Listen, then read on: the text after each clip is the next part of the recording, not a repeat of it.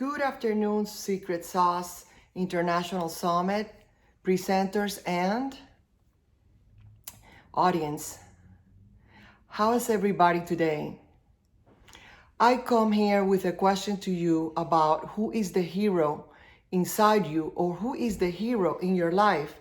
The one that exercises imagination, intuition, reasoning, will, memory, and perception.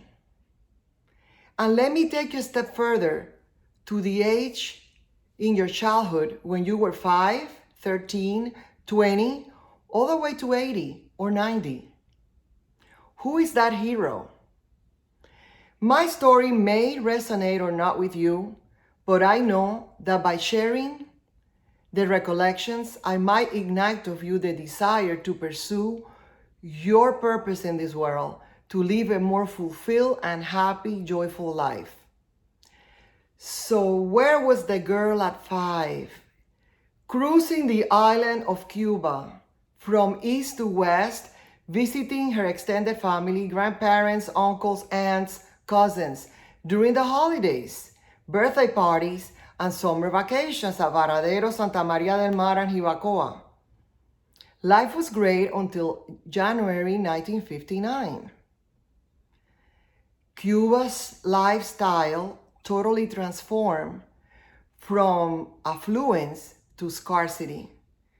And the mother got on fire and got processed for passports with the intention to leave the island to the land of the brave and the free, the United States. But that did not materialize, for instead, they endured communism for 7 years, where 3 of those years were spent at home with tutors, getting basic elementary education. By the 4th year, they knocked at the door, the government, and said, if your children are to get shoes, they need to be in school or else they don't get none. And the 2 girls, one in 4th grade and the other in kindergarten, entered public education, indoctrination under the regime of Fidel Castro. And life was still fun in the summers, for they went to the beaches with cousins and aunts. At Varadero, they went swimming, fishing, bowling. Life was still good. Food was scarce, but the family managed to buy everything in the black market. And the mother even developed a business, which will be another story that I will tell if you haven't seen it yet in Facebook from my past videos. And life was good for 7 years, even with all the hardship. 1967, the family decides we're fleeing. Your dad is not becoming part of the Communist Party or ending up in a concentration camp. So we are leaving the island through a third country, and that country was Spain. So we boarded the plane one evening of February 1967 via Madrid, Spain, with 2 stops, one in Portugal and one in Paris, France. We flew for 19 hours, and that early morning of the following day at 6 a.m., we landed in Azores Islands. A big breakfast of fried eggs and bacon was awaiting all the exiles on that plane, to which they turned their face to the other side, for they had been eating eggs, not bacon, eggs and green pea soup for the past 7 years on a daily basis. The parents told the girls, eat at least the bread, for we don't know where our next meal is coming from. See, when you left Cuba in 67, you were not allowed to bring any money with you, except your clothing, the one that you were wearing, and 6 changes. Back to the airplane, they found these little mini stores with window cases displaying keychains, wallets, pens, and pencils. And the older girl was mesmerized by the products, and the father got closer to her and said, someday you'll be able to buy those. And he smiled. For you see, 19 hours before boarding the plane in Cuba, the government confiscated her birthday present, which was a week before, where her grandfather gave her a fountain 22 karat point pen as a present. So freedom was more important than that pen. And when they took it, she said, freedom is freedom. They go back to the plane and they fly for 5 more hours into Paris, an airport that I don't recollect the name, but we took a bus from there all the way to Orly Airport. And on the way there, through the city and the streets in Paris, there were fruits and more fruits and more fruit stands, to which all the Cubans in the bus screamed, manzanas, peras, uvas! And you could see that they were experiencing freedom from behind the window of that bus. How crazy is that? Well, they had not seen grapes, apples, and pears since 1960. Those fruits used to fly and be imported from the United States into Cuba. They don't grow there. We would get pineapples, manzanos, which are little bananas, mangoes in the black market, for the stores were empty, as I told you earlier. The bus stops at Orly. The family gets off and gathers their luggage. The father tells the older girl, go secure a cart for the luggage. When she gets into the airport, the carts are hooked up in a train lock. The only way to get them out is with coins, as you know. She comes out and says, Dad, there's no way we can get a cart. You need coins to make them loose. She looks to the left, and there is a free cart that a lady left on the curb as she boarded a taxi. Before she can speak, her father grabs the cart and loads all the luggage in it, the 4 pieces, one for each family member. He's happy, for he has taken a bag full of sandwiches from the airplane, which were passed out by this beautiful flight attendant an hour before they landed. And he stuffed all the sandwiches in, thinking, my girls have to eat, for we have no money to buy anything today, and the plane is not until tonight. And the flight attendant was not happy. As beautiful as she was very upset and said, sir, you can only have 1 per person. My father smiled and stuffed the bag in his pocket of his suit and coat, between the suit and the coat. And off we spent the whole day at Orly, feeling like millionaires because we had freedom, food to eat, and our luggage was secure. The next flight showed up at 12:30 midnight, where we flew for an hour and then landed in Barajas, Madrid. As we walk into the airport, this stranger hugs the father and puts a $5 bill on his pocket. And the older girl smiles, like, what are the odds to get a green $5 bill in Spain in 1967 at 2 in the morning, 2 or 3 in the morning. Right after that, another friend pops up from my father's old Nestle company in Cuba, who was living in Spain now for a couple of years. And he offers my father to drive him to the boarding house that the other friend had recommended, because his boarding house was full capacity. And they celebrated with the girls and the couple their first day in freedom, eating potato chips, Coca-Cola, wine, beer, and other hard liquor until 4 in the morning. They go to the boarding house to sleep. They sleep until 12 the next day. It was such a long flight, almost 21 hours, if not more, in the air. So they slept to catch up until 12 noon. But the father was long gone, for he started working that same day. For the next 2 weeks, he unloaded a truck of groceries at a store. And the labor was hard, and he could hardly do this type of work until his friend said, look, there's a better job as a salesman, but you have to relocate, which he did. And for the next 5 months, he was living in Valencia, 6 hours from Madrid, while the family was in Madrid cooking one meal a day and going to a diner, a public diner, for lunch, for they could only afford one meal daily. And life went on. And the older sister read books and watched Bewitched. What else? Bewitched and Dr. Kildare. That was like an episode that they put on every Saturday. And the younger girl went outside and mingled with the kids her age. She was only 8. She played a game that they play over there called the Chinese rope. It's like an elastic that you jump in and out. And life was good. Father got money together for the apartment, the security, groceries, and electricity, and he sent for the family.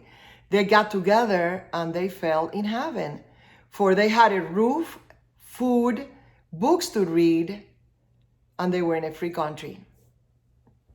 They went to the movies, to the beach, to the theater, and even festivities. When the festivities come in February, 2 weeks before Lent, these huge sculptures are built in Valencia and put in every street corner, and they burn one per night as a symbol of burning the old stuff and letting new stuff come into your life. And the people dance in the streets and they sing and they drink and they eat until morning time.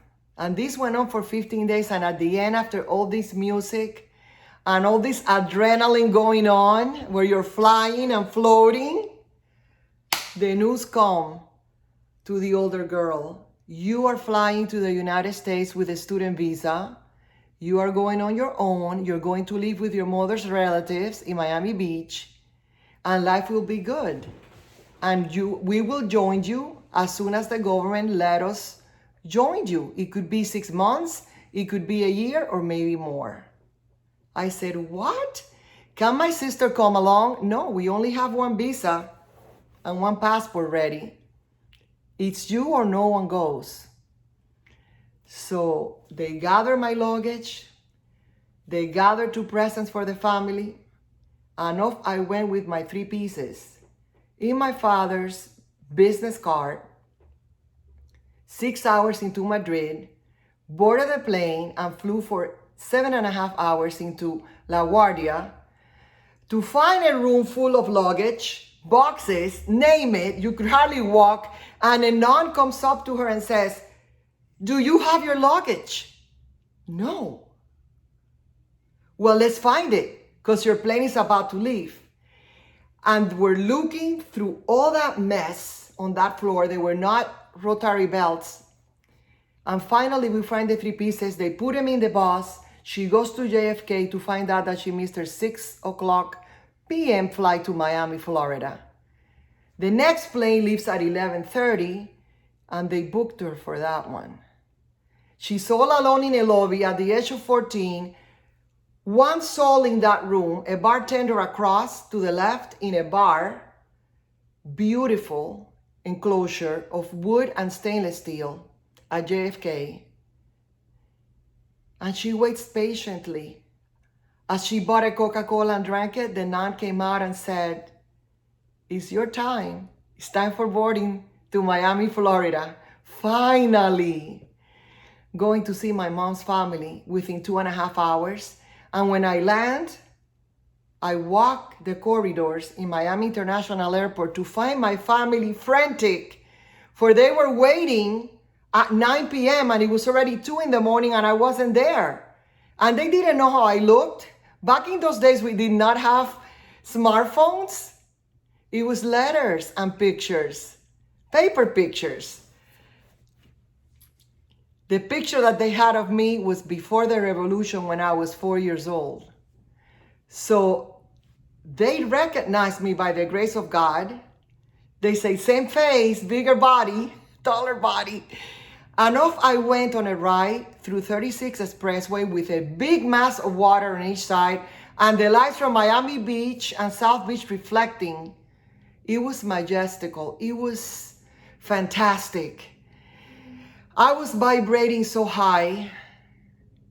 Yes, I was away from my family. Yes, I was away from my sister. Yes, I was in a new country with a new language, but I also had a land of opportunity in front of me and a family that opened their arms.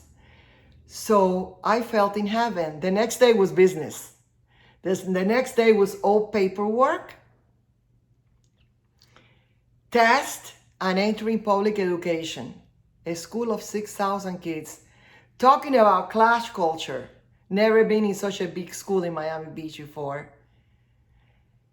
And life went on. And my parents came 5 months later, my arrival. The family, my mom's family, had secured an apartment for the deposit and the first month and told them, go to work, you're in charge of your apartment from now on. And they did. And 7 years later, we bought our first home all the way in the South. For you see, the family grew and a baby sister was born. And the older daughter worked at a grocery store and went to college, high school and college. And she became an educator. And she taught for 34 years. But out of the 34, she was married 25. When in 2003, retirement package explodes. Now you know what I'm talking about. Divorce. And she's happy to be a mother of two, one in college and one at home, 13. She's happy to be a sister of two. She's happy to be a daughter of young parents. She's happy to be a friend and a colleague and have friends at school. But she's not happy with the title of ex-wife, for she loved her husband very much. And she was not about to sit at home and vegetate. So she followed her family's suggestions to look online on a Christian site to meet someone for companion. But to her surprise, she meets her first networking company and she falls in love with it for all the people in it, all the personal growth and development that goes on, and the opportunity to create the life of your dreams. And she works at this company with no idea of what she's doing for a year. And when she doesn't make it, she goes to plan B, into the classroom for 6 more years. But she's not the same person. She's missing that interaction in networking and social media. And she wants more of that. So she retires due to health issues and the fact that she wasn't fulfilling that classroom anymore.